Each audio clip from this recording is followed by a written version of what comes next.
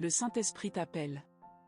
Il est un moment dans la vie de chaque croyant où le cœur commence à crier pour davantage. Un instant où l'âme ressent un manque, un profond désir que rien, absolument rien dans ce monde, ne peut apaiser. Mon âme a soif de Dieu, du Dieu vivant, quand irai-je et paraîtrai-je devant la face de Dieu?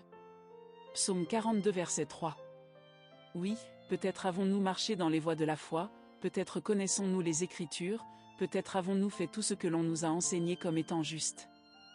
Mais, quelque part, au plus profond de nous, il y a un murmure. Il doit y avoir plus. Et il y a plus, bien-aimé, il y a infiniment plus. Le Saint-Esprit n'est pas une idée abstraite, ni une force lointaine. Il est une personne. Il est la présence vivante de Dieu, celui qui a été envoyé pour marcher à nos côtés, pour demeurer en nous, pour être notre consolateur, notre enseignant, notre guide. Et moi, je prierai le Père, et il vous donnera un autre consolateur, afin qu'il demeure éternellement avec vous. Jean 14 verset 16. Et pourtant, combien ont vécu leur vie chrétienne en sachant des choses sur lui sans jamais le connaître véritablement? Il existe une grave méprise, celle de croire que le Saint-Esprit n'est qu'une puissance impersonnelle que l'on invoque en cas de besoin ou une force qui descend lors d'un réveil spirituel. Mais il n'est pas une présence passagère. Il est le souffle même de Dieu, soupirant après une relation plus profonde que tout ce que nous avons jamais imaginé. L'Esprit de Dieu m'a créé, et le souffle du Tout-Puissant m'anime. Job 33 verset 4. Le connais-tu? Je ne te demande pas si tu as entendu parler de lui. Je ne te demande pas si tu crois en son existence. Je te demande, as-tu marché avec lui? Lui as-tu parlé? As-tu senti sa proximité dans le silence de la nuit? As-tu déjà pleuré sous le poids de son amour? As-tu déjà été submergé par sa présence au point que les mots te manquent? L'amour de Dieu est répandu dans nos cœurs par le Saint-Esprit qui nous a été donné. Romains 5 verset 5. Le Saint-Esprit attend. Mais il ne s'impose jamais. Il ne crie pas plus fort que le bruit de nos distractions. Il soupire après une invitation. Il désire un cœur qui dit: Viens, Saint-Esprit, fais ta demeure en moi. Et quand cette invitation est sincère, quand le cœur s'ouvre pleinement, tout change. À l'instant même où nous nous abandonnons, à l'instant où nous disons: Je ne veux plus vivre un seul jour sans te connaître. Alors il vient.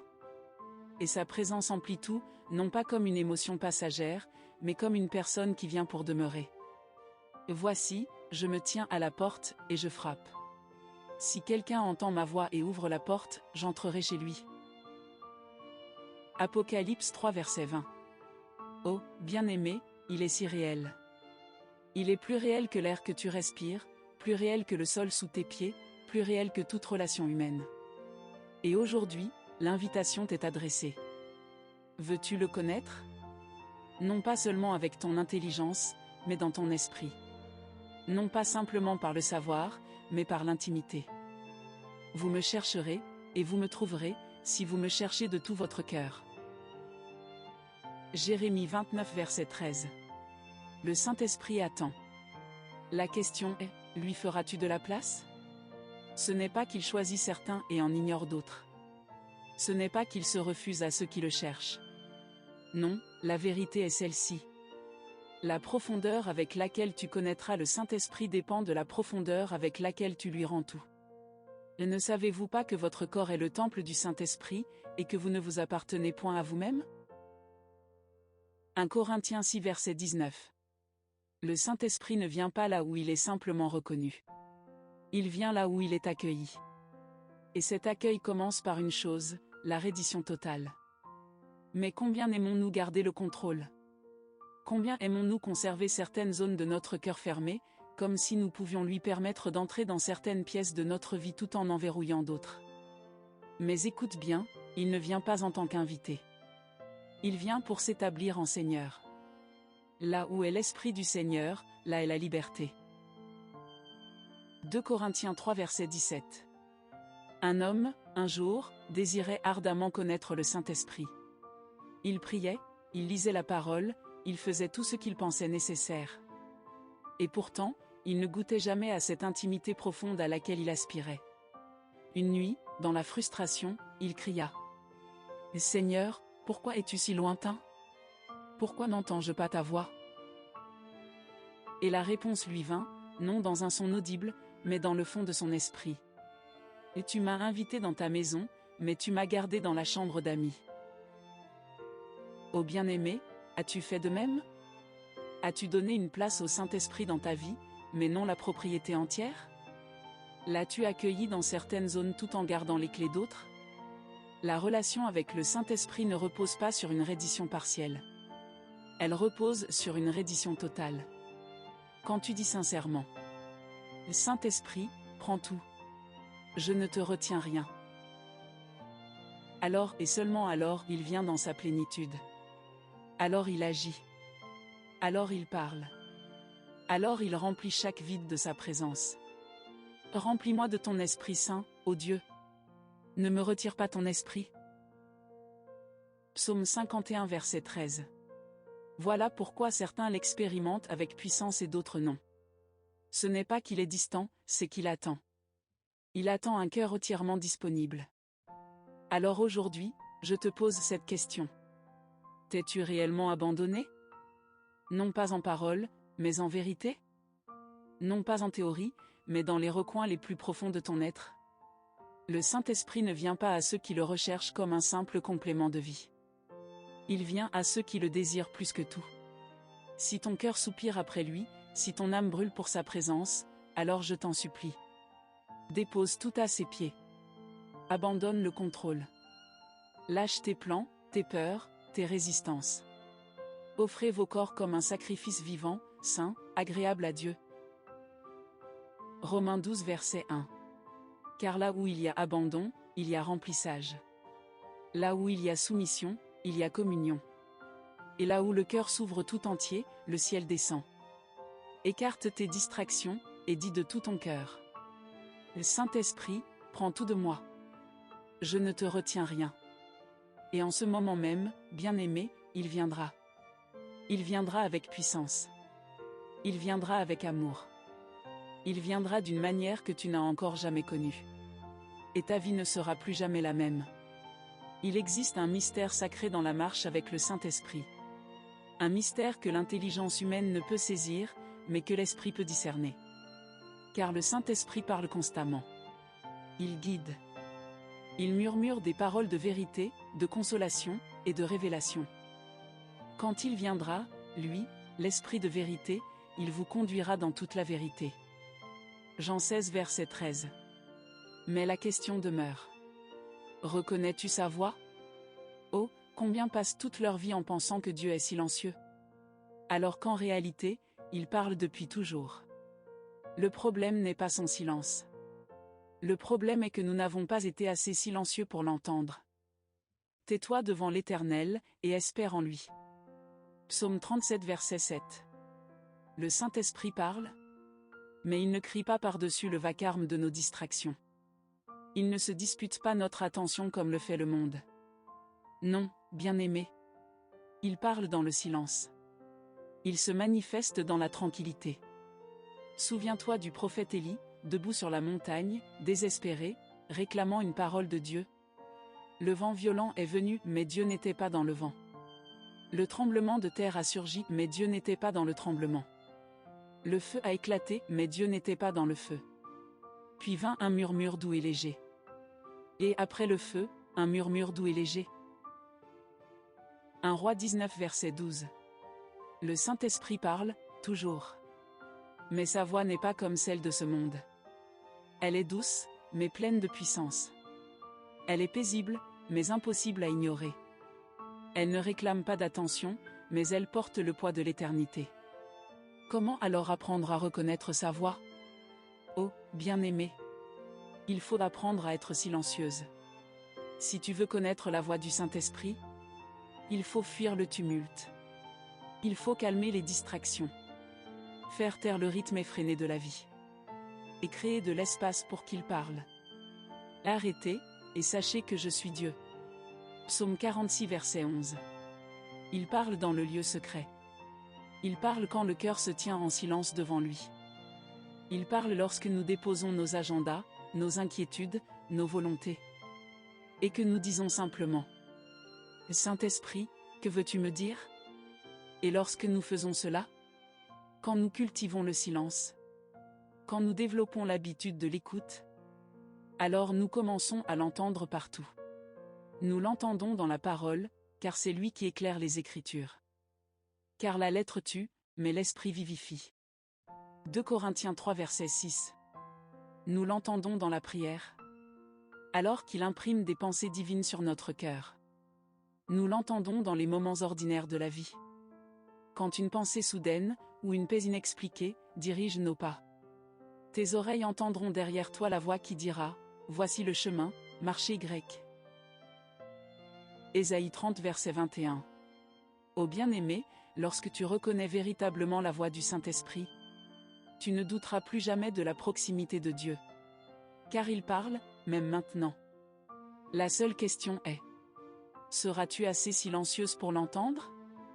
Il me conduisit dans le lieu secret, il me parla, et mon âme fut rassasiée comme d'un festin. Cantique des Cantiques 2 verset 14 paraphrasé.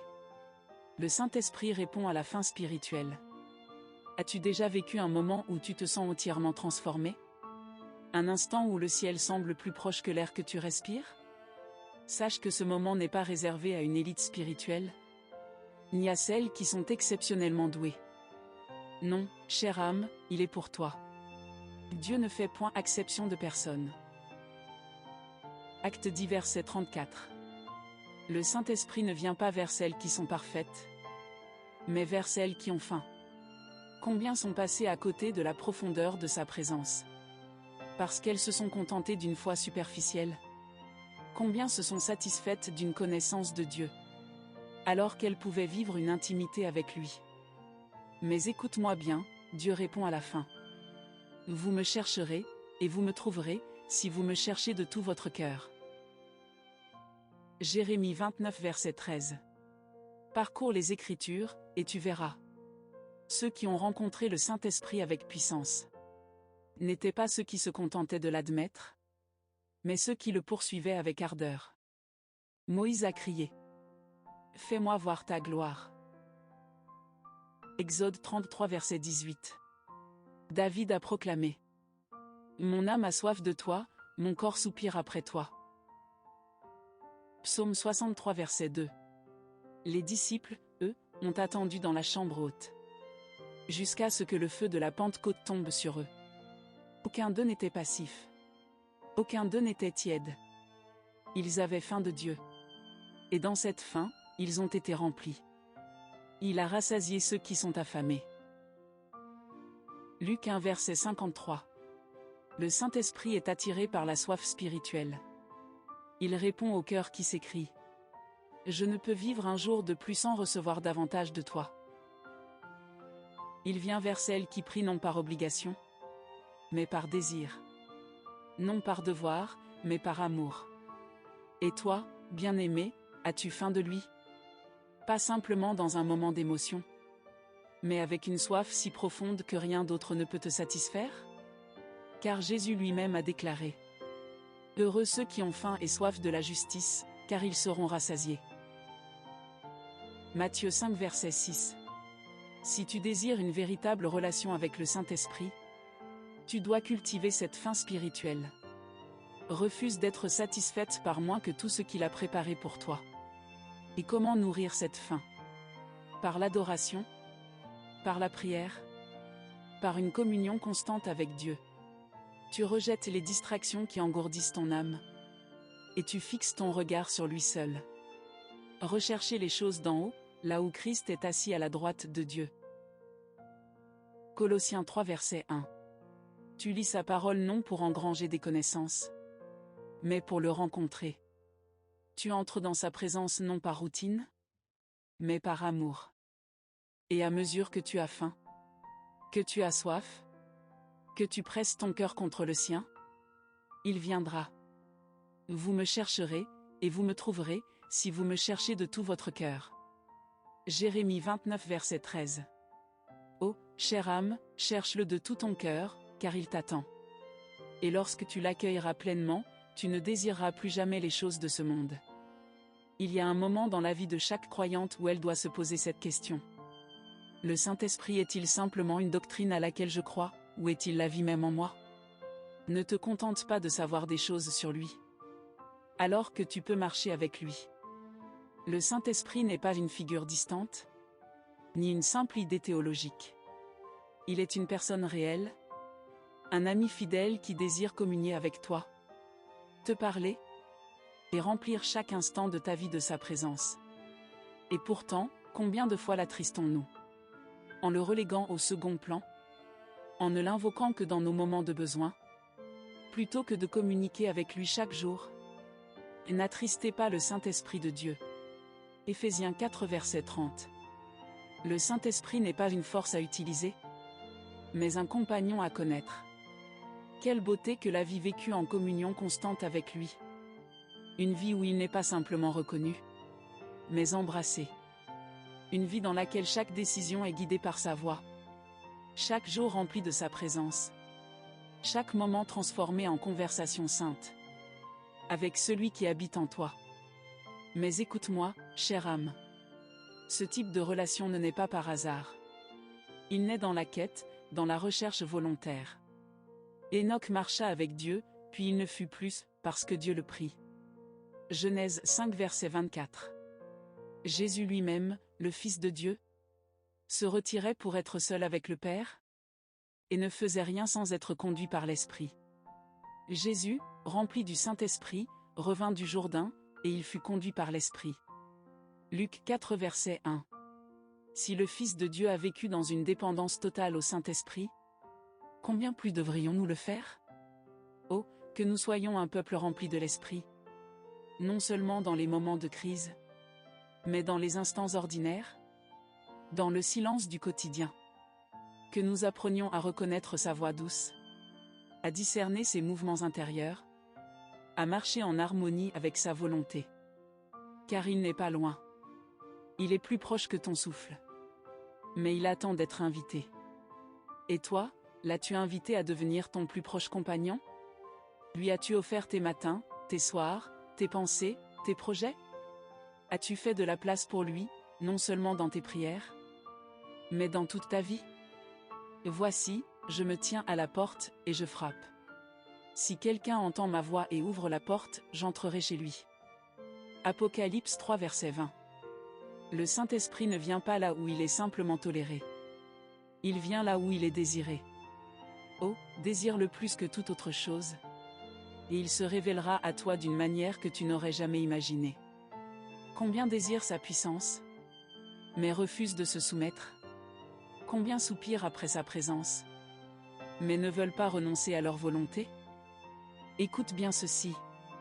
Le Saint-Esprit ne demeure pas là où il est résisté. Si tu veux construire une relation réelle avec lui, il faut te rendre entièrement. Pas à moitié. Pas un pied dans le monde et l'autre dans l'esprit. Mais totalement. Car il ne vient pas pour participer. Il vient pour régner. Ne savez-vous pas que votre corps est le temple du Saint-Esprit, qui est en vous? 1 Corinthiens 6 verset 19. Combien de fois l'avons-nous attristé? En nous accrochant à ce qu'il nous demandait de laisser aller. Combien de fois avons-nous résisté à ses douces convictions, préférant notre voix à la sienne? Le Saint-Esprit est tendre, mais il n'est pas faible. Il est doux, mais il n'est pas passif. Lorsqu'il parle, ce n'est pas une suggestion. C'est un appel divin à la reddition. Et c'est là que beaucoup se détournent. Ils veulent les dons, mais pas l'obéissance. L'onction, mais pas l'épreuve. Être utilisés, mais sans être vidés d'eux-mêmes. Mais écoute bien. Tu ne peux pas être rempli du Saint-Esprit si tu es encore rempli de toi-même. Il a élevé les humbles. Il a rempli de bien les affamés. Luc 1 verset 52 à 53. Il remplit les vases vides. Il oint celles qui se sont abandonnées. Il agit avec puissance à travers celles qui lui sont totalement soumises. Et toi, chère âme, t'es-tu véritablement abandonné? Pas seulement avec des mots, mais dans la réalité concrète de ta vie. As-tu déposé tes rêves, tes ambitions, ton avenir, ton être tout entier sur l'autel? En disant: Saint-Esprit, je suis à toi. Car il ne s'imposera pas à toi. mais dès l'instant où tu te rends. Le secret de l'abandon au Saint-Esprit. Quand tu t'abandonnes pleinement, totalement, sans condition, alors sa présence inondera ta vie comme jamais auparavant. Et tu découvriras que ce à quoi tu t'accrochais autrefois si fermement n'était rien comparé à ce qu'il désire te donner. L'or, à celui qui peut faire, par la puissance qui agit en nous, infiniment au-delà de tout ce que nous demandons ou pensons. Éphésiens 3 verset 20. Ô, chère âme, relâche ton emprise. Laisse aller le contrôle. Abandonne la peur. Renonce à tout ce qui fait obstacle. Et regarde comment le Saint-Esprit t'emmène là où tu n'aurais jamais osé rêver aller. Et déchargez-vous sur lui de tous vos soucis, car lui-même prend soin de vous. 1 Pierre 5 verset 7. Tu n'as rien à perdre, mais tout à gagner. Car ce que Dieu te réserve dépasse infiniment ce que tu pourrais imaginer. Mais cela commence par l'abandon total. Pas à moitié, pas avec réserve, mais avec une confiance absolue. Et voici que retentit dans l'éternité un cri. Un appel divin qui cherche des cœurs disponibles. Qui enverrai-je, et qui marchera pour nous? Ésaïe 6 verset 8. Oh, entends cette voix aujourd'hui. Et réponds comme le prophète. Me voici, envoie-moi. Car Dieu cherche des femmes disponibles. Non pas forcément parfaites, mais entièrement données. Des vases vides qu'il pourra remplir de son esprit.